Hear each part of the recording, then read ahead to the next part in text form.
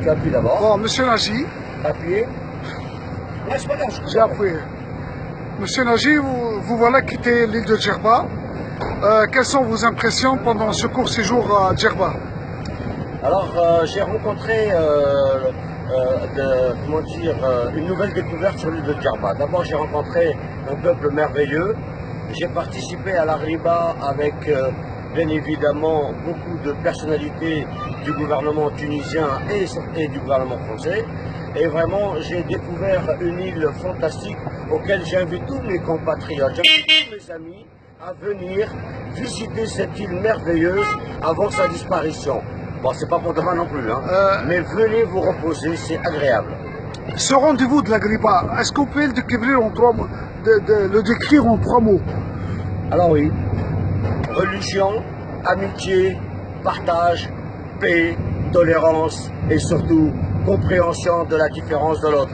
Ce qui m'a énormément le plus choqué, choqué, non, même interpellé avec passion, c'est ces musulmans qui viennent à l'Arriba parmi les juifs auxquels ils les accueillent comme des frères, auxquels ils partagent avec eux des choses, auxquelles nous-mêmes on reste étonnés. Comment on dit qu'il y a des mésententes entre les musulmans et les juifs, alors que lorsque vous venez à l'Arriba, vous avez vraiment un bonheur extraordinaire. J'avoue que j'ai hésité à venir à l'Arriba pour 2 raisons. J'avais peur que ma famille, qui est un petit peu divisée parce que je suis juif musulman, et en tant que juif musulman, de par l'invitation de l'ambassade de France, j'ai donc voulu montrer cet échange, cette liberté, cette amitié qu'il y a entre les juifs et les musulmans à Djerba. Monsieur Nagy, je vois que vous parlez en des termes élogieux et élodatifs de Djerba, mais est-ce que vous avez quelques critiques, observations à nous révéler, puisque il faut toujours améliorer, donc, et on ne peut s'améliorer qu'avec les critiques. Alors, peut-être que le terme mot critique, je ne l'utiliserai pas. Observation. Ah, voilà, observation. Pourquoi? Parce que avant d'aller balayer chez les autres, on ferait mieux de balayer chez nous. Parce que nous avons aussi nos problèmes.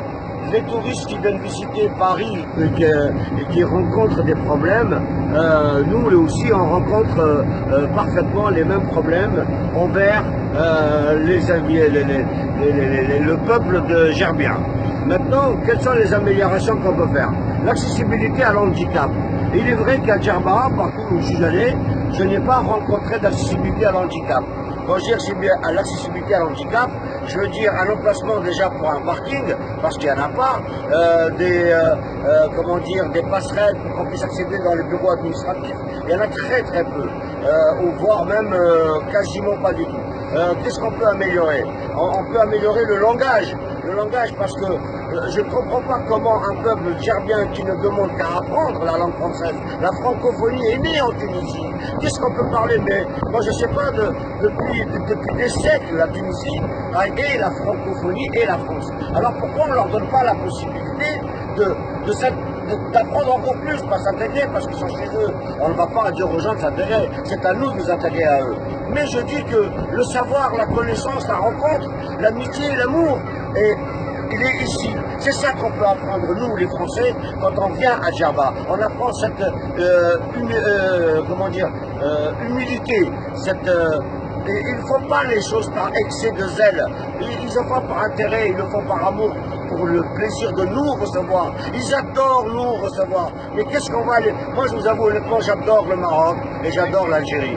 Vraiment, je ne peux dire aucun mal de ces 3 pays que j'adore, parce que grâce à M. Nicolas Dupont-Aignan, qui m'a élu comme délégué des Français de l'étranger, j'ai une merveille à rencontrer ces peuples, et vraiment ils sont merveilleux. Et quand je fais mes rapports à M. Nicolas Dupont-Aignan, il me dit toujours: Nagy, il est impératif que nous y allions ensemble, je veux aussi les connaître.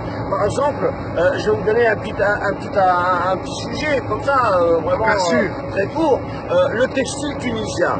Moi, je me rappelle quand j'étais au sentier à Paris, on adorait acheter les t-shirts, les vestes, les chemises fabriquées en Tunisie, même s'ils gardent une marque française. Aujourd'hui, j'ai que des Turcs et j'ai que des Chinois. Alors forcément, voilà des petites choses comme ça. Est-ce que c'est des remarques? Est-ce que c'est des constatations? Est-ce que c'est un partage? Est-ce que c'est un coup de colère? J'en sais rien. Mais je reconnais qu'avec M. Dupont-Aignan, nous voulons faire ce lien, cet attachement avec la Tunisie, l'Algérie et le Maroc. On veut recréer cette amitié d'échange, ce partage, l'échange aussi bien commercial, commercial et économique, bien évidemment, et surtout culturel. Culturel, on a besoin.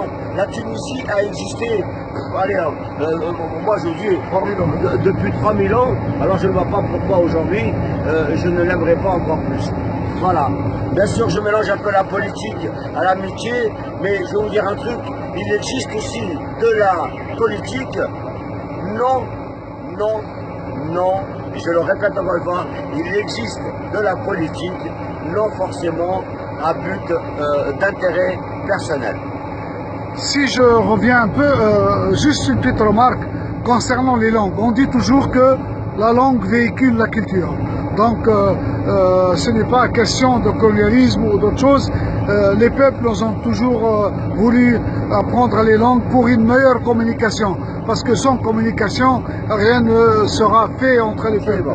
Je reviens un mot à la Griba. J'ai assisté pendant ces 2 journées. Beaucoup de musulmans me disent « Ah non, c'est réservé aux juifs ». Alors que ce n'est pas vrai. Vous ne pouvez pas nous en dire un mot? Alors, il est très important de savoir que la Griba n'est pas réservée à une ethnie quelle qu'elle soit, juive, musulmane ou chrétienne ou non.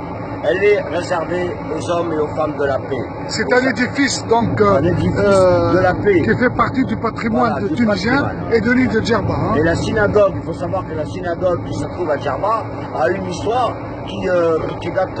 c'est la plus vieille synagogue en Afrique. Hein. Voilà, la plus vieille synagogue en Afrique. Vous voyez, heureusement, en plus, vous me reprenez avec le dieu aussi. Alors,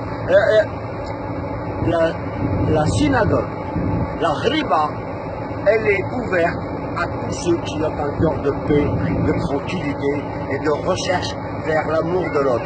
Je vais vous donner un autre exemple, puisque vous m'avez parlé de la Griba. Pourquoi la Griba? Mais je peux vous parler aussi du Quds. Je peux vous parler aussi du pèlerinage en Israël, des musulmans. Les gens, quand ils y vont pour leur pèlerinage, c'est un accueil formidable. C'est pas fermé que pour les musulmans, le Quds, parce que vous avez aussi le Saint-Sépulcre, et vous avez le mur de lamentation, et vous avez les 3 religions vraiment qui sont là, par amitié, par amour, et vous les retrouvez, ces gens-là, ici à Djerba. Je les ai rencontrés à Djerba cette année. Cette année, j'ai rencontré des gens qui sont venus d'Israël en passant par Paris. Ils sont venus faire leur pèlerinage à Djerba, et ils ont été accueillis vraiment avec une très grande amitié. Justement, moi, ça m'a interpellé cette histoire parce qu'il y a des musulmans qui m'ont dit ben non, il nous faut des invitations. Et si, par exemple, chaque famille juive de Djerba invite ses voisins musulmans pour la prochaine Griba? C'était une idée que je pourrais exposer à monsieur le chef du gouvernement tunisien. Voilà. Seulement à monsieur Pérez Trabelsi, le président de la Griba. Avec qui j'ai eu un très bel échange sur ce partage. Mais René Trabelsi restera toujours cette référence pour la Griba. On peut pas. Mais vous savez, René Trabelsi, c'est un homme extraordinaire, c'est un homme rempli de cœur, c'est un diamant qu'il a dans la vie, c'est pas, je dis pas ça pour le flatter, c'est sincère. Il est hyper discret, si vous savez ce qu'il fait avec les associations pour les handicapés. René Trabelsi, c'est un cas particulier, c'est un homme à qui il vous ouvre toujours, et son écoute, son regard, son intelligence et sa disponibilité. Alors, et il n'hésiterait pas à vous inviter tous, lui. Hein. Donc à la prochaine Griba, si René peut transmettre le message à la communauté juive, que chaque famille juive invite ses voisins musulmans. Eh bien, écoutez, comme ça, on pourra... C'est une idée auquel je ne peux pas m'engager. Non, mais par dis contre, je m'engage à le dire à René en personne, parce que nous allons nous rencontrer bientôt. Et je vous promets, monsieur le journaliste Nordine Chafé, que je le ferai avec plaisir, avec beaucoup d'amour. Voilà. Bah, merci beaucoup, Naji. Merci. Nous voilà, on quitte donc, comme vous pouvez voir sur ces images, on quitte l'île de Djerba. Donc c'est qu'un au revoir, donc on va la quitter pour quelque temps et on reviendra toujours. Et voici le continent, l'Afrique qui est devant nous, c'est bien l'Afrique. Donc voici le continent, il est là. Donc nous allons débarquer sur le quai d'Al-Djor pour prendre la route vers Tunis avec une escale ce soir à Monastir.